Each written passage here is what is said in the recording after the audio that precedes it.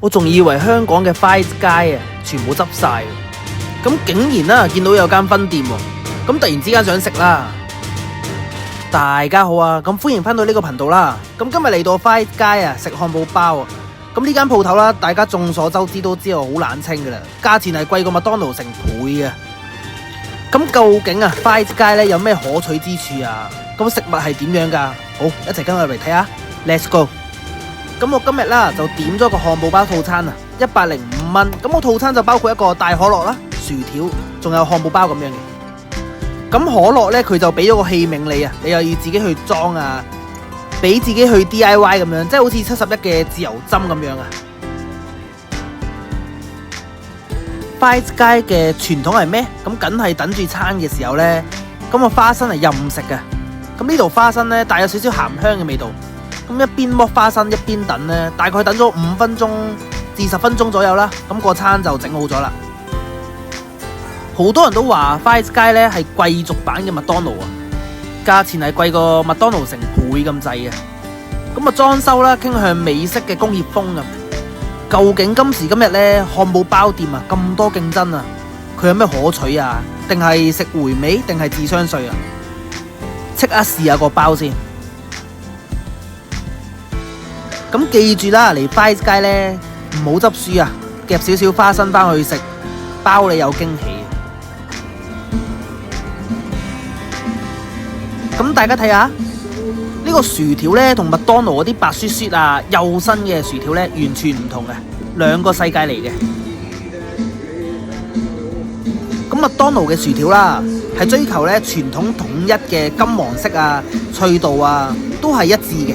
同 Five Guys 呢，佢呢個標榜係新鮮切片啊。咁你仲見到啲薯仔嘅連埋皮一齊炸嘅。哇！我成包倒出嚟呢，都幾多喎，我以為佢細細包咁樣啦，咁倒出嚟差唔多成個紙袋都係啊！食落去嘅口感啦，同麥當勞就完全唔同嘅。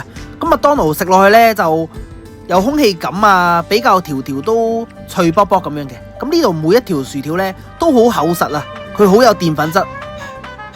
咁唔知係咪因為連皮炸啦咁樣多咗一份？係咪薯仔香脆嘅味道啊？咬落去呢係有啲脆脆地，加埋有啲嚼口啊！咁呢個薯條呢個份量係的確好多好多噶啦。我哋睇埋個漢堡包，咁呢個主角登場啦。咁 Five Guys 呢，佢唔係用紙盒嗰啲裝住啊，佢係直頭用錫紙啊包到實一實咁樣。咁雖然望落去啦，好似好頹咁樣，哇唔係啊，用錫紙包住個包。麥當勞咧就包裝得靚啲啊，又有包裝盒啊，仲有包裝紙咁樣。咁攞上手咧，麥當勞係會滴到成手都係汁嘅。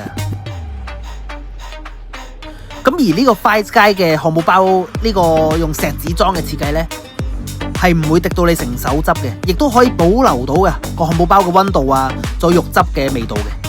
而塊牛肉咧同麥當勞嗰個足三兩對比啊，咁 Five Guys 呢個牛肉咧係好有油脂香味。亦都保留到牛肉嘅鮮甜味道啊！咁冇麥當勞煎得咁乾爽咯。咁再加埋番茄、生菜、酸瓜、洋葱呢啲嘅，呢啲都係可以自由配搭噶啦。如果都唔中意食青瓜嗰啲，可以走咗佢嘅。個份量都好足夠啊，每一啖都好豐富。只不過麥當勞嗰個麵包皮呢係會香啲嘅，重牛油味啲嘅，而 Five Guys 嗰個呢就普通啲咯。咁嚟翻個總括啦，105蚊食個漢堡包，咁我個人係覺得貴嘅。咁但係如果你話要追求啊，有翻少少質素或者唔想咁悶呢， Five Guys 呢亦都有佢嘅魅力之處。咁畢竟食一次少一次噶啦。好啦，我哋下一集見，拜拜。